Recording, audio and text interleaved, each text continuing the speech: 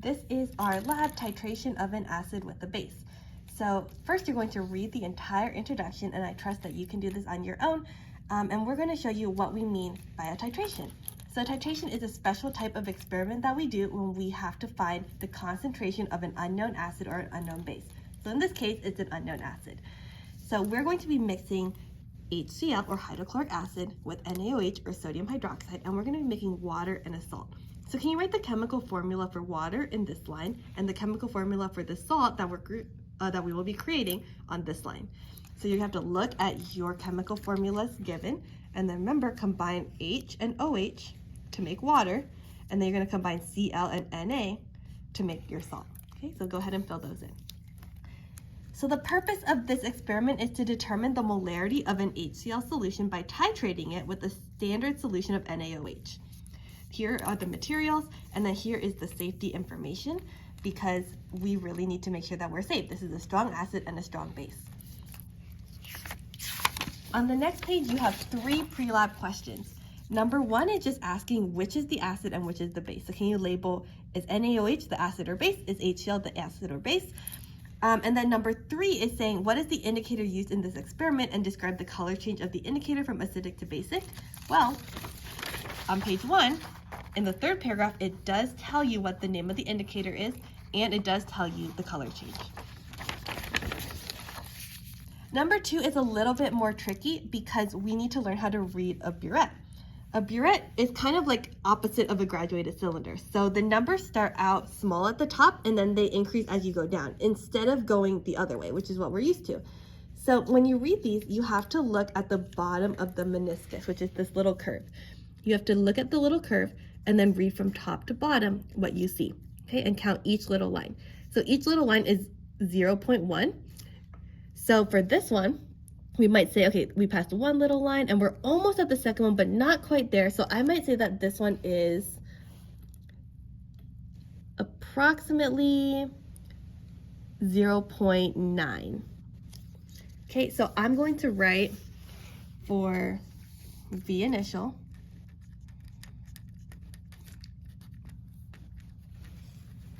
I'm going to write that I think V initial equals 0.19 milliliters. And remember, we have to guess that extra digit. Even though it's not labeled, we have to guess an extra digit, so we are having 2 decimal places, not just 1. It's not just close enough to have 1.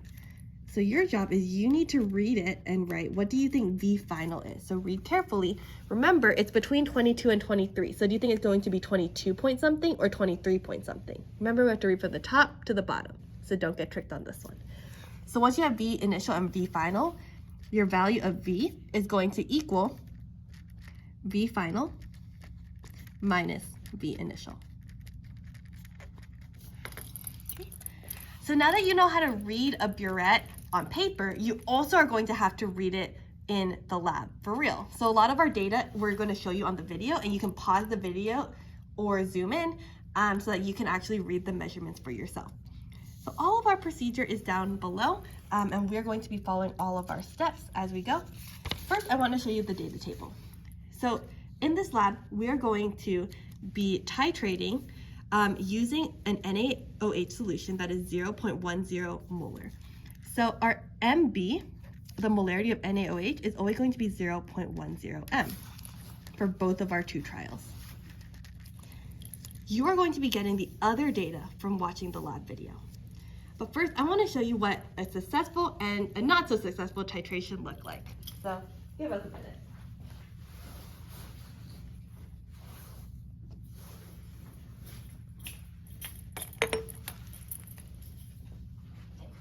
So in a good titration, you should barely be able to see pink. In a not so good titration, you're overshooting and you're going way too much. And it turns out to be this hot pink color. So this is good. You want it to be a very light pink, almost clear, but if you put it on a paper, you can tell it's a little bit pink. And this one is not so great because it's way too dark. So how do we do this? Let's follow our steps. The first thing we need to do is find the initial volume of the base. So what we're gonna do is we're gonna look up at our burette And I think the numbers are on this side. So we're going to put our paper behind it so we can easily see the number. And we're going to look at it from eye level so that we can see it very, very, very clearly. Okay, so let's zoom in. And then we're gonna count. Remember, we're gonna count from the top down. So for this one, we see that it's between 13 and 14. So it's 13.1, 0.2, 0.3, 0.4, 0.5, 0.6, 0.7. And I think it's between 13.7 and 13.8. So I'm gonna say it's 13.75, guessing that extra digit. So let me write my initial volume here in the data table, 13.75, and my unit milliliters. Now the instructions also say to get about 9 milliliters of acid. So here we have measured out about 9 milliliters. And if we look at it from the back, we can see 9 isn't labeled, but it's this middle line. And so we can see it actually goes a little bit above 9, maybe about 9.2. So VA is going to be 9.2 milliliters. The next step we have to do is pour our acid into a flask. And then we're going to add 3 drops of phenolphthalein. Phenolphthalein is our acid-base indicator, so it's going to change color when we add some base to it. Now we're ready to start our titration. So we can't promise that it's going to be perfect and it's not going to be overshooting, but we're going to do our best. So to do our titration, we need one person to open the burette so that some of the base can come out, and one person is going to swirl.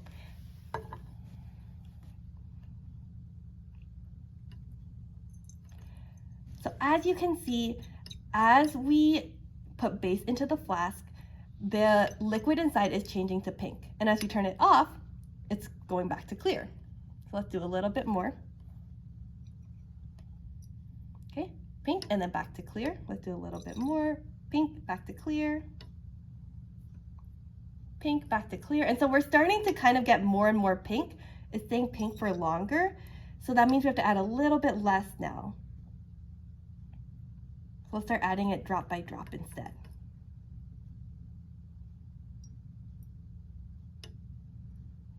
Okay, it's still clear.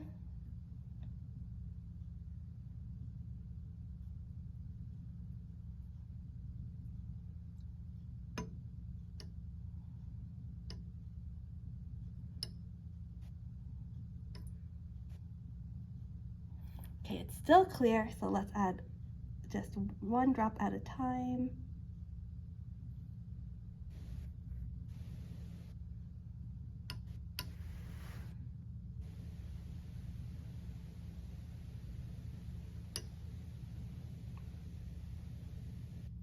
And I think we have reached the end of our titration. Wait, let's see if it goes back to clear. Oh no, it went back to clear. Okay, we have to add 1 more drop. Let's see. I think there's a drop right at the end, so we can just tap the glass. There we go. Our beautiful, wait. 1 more drop.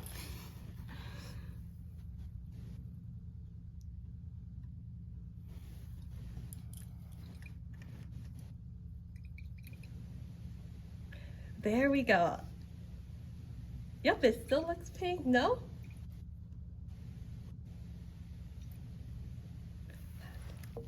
Well, I think it's clear. We have to add 1 more drop. See, it takes a long, long, long time. Thank you for being patient.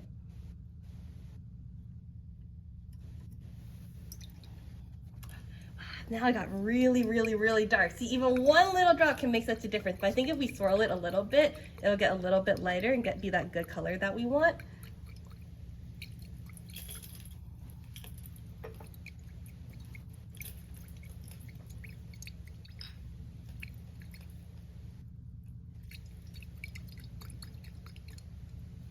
That's fairly light. I think we have reached our end point. So when it turns this light pink color, it's not as light as our lightest sample, but it's definitely not this dark color. So I think we did succeed in reaching our end point. It is actually pretty light. So this is going to be our endpoint where the amount of the moles of acid are going to equal the moles of base. So what we need to do is we need to calculate the final volume in our burette so that we are able to do the rest of the math. So let's see how much we used.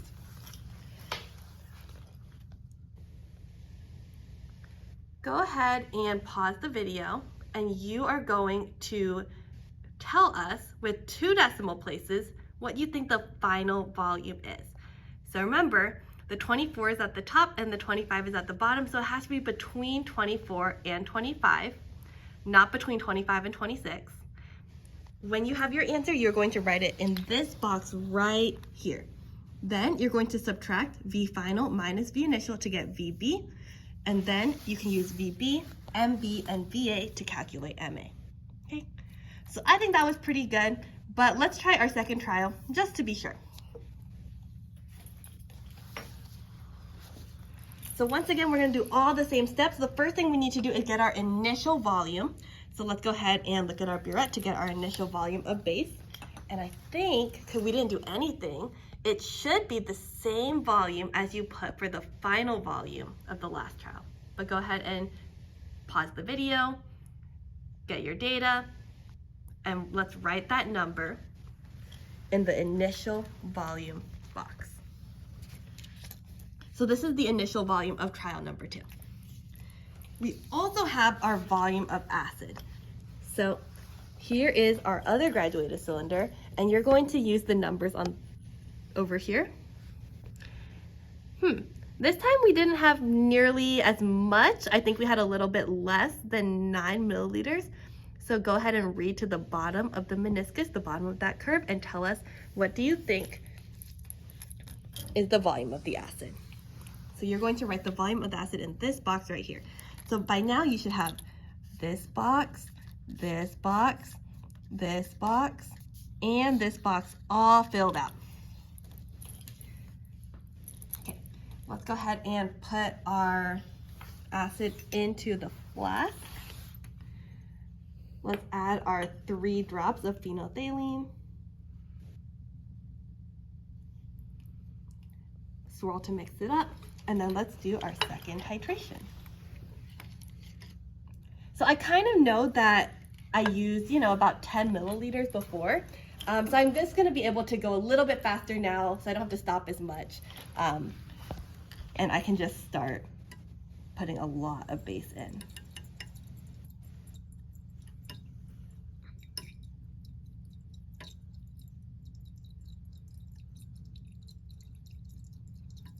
Okay, so I think that's about a little bit less than what I put in last time, so let's start going a little bit slow.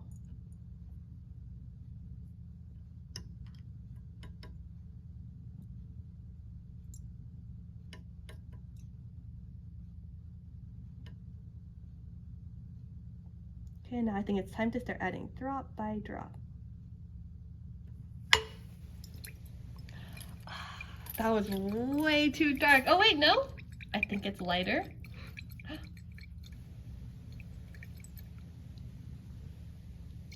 Let's double check. Do you think this is clear or no? I think it's still clear. So let's add 1 more drop.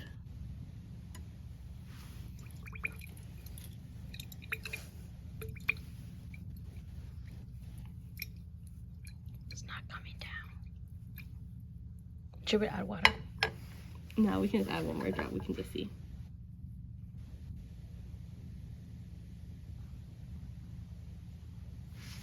Okay, let's see this last drop. Let's see what happens.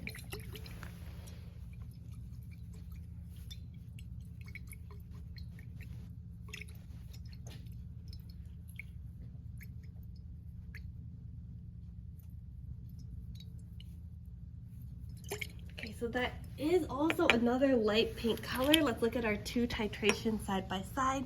So we do have a lighter one, we do have a slightly darker one. But the point of this isn't to really have the lightest color, it's to find the end point, which is where the acid and the base are equal. And so I think we were pretty successful with getting the exact moment where the acid and the base became neutralized. So let's find our last data point, which is our final volume. We might have to move our burette a little bit so it's a little bit easier to see. but our final volume is going to be right around here.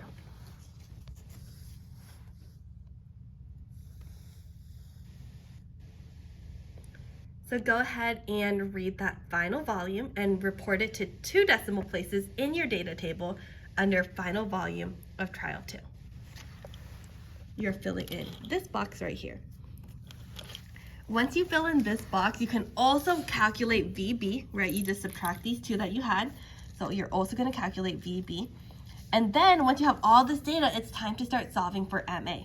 So you're going to use the titration calculation that we practiced earlier.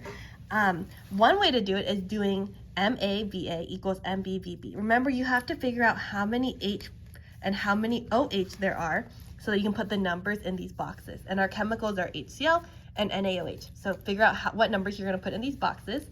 And then you're going to solve for MA. So manipulate the equation, solve for MA, round to the correct number of sig figs, include your units and your chemical, and then you're going to write your molarity for trial 1. You're going to do the molarity for trial 2, and then you need to do the average. So the average is going to be used because maybe if you get slightly different answers, it'll show you what the best guess we have is. So the way you do the average is you're going to do the molarity of trial 1 plus the molarity of trial 2. And then you get to divide by 2. So remember to put these parentheses so that you get the right answer. Your molarity should be somewhere close to between trial 1 and trial 2, your answers. And then write your final answer down here. This just says in order to get full credit, your answer has to be within 25%. But because we did this lab for you and it wasn't, your responsibility, whatever you have, as long as it's the right answer that we also got, will be fine. So after you do all the math, the very last thing for you to do is answer the analysis questions. In this lab, the first question is asking, if you mix a strong acid and a strong base, what is the pH of the resulting solution? Is it safe to pour down the drain? Explain. So think about what happens in a neutralization reaction. I will tell you that at the end of the lab, it does mention that when you finish, you can pour the liquid in the flask into the sink. So that's what we're going to do. We're not going to dispose of it in a special way. We can just dump it in the sink. So what does that tell you about the pH, you think? Number 2, you're going to identify at least 2 sources of error in the experiment. So because this is a video and you weren't doing it, you don't know really what our sources of error were, but you can take information from the video. You can see things that you thought maybe weren't as clear, or maybe measurement errors you might have had. And then the last one is you're going to write a paragraph to answer this question. What is the concentration of the unknown HCl solution? So we don't know what it is. Remember, you just calculated it using the titration calculation. You are going to answer this question, and then you're going to give us 2 pieces of evidence, and you're going to explain how the evidence supports your claim using the chemical concepts, including this vocabulary down here.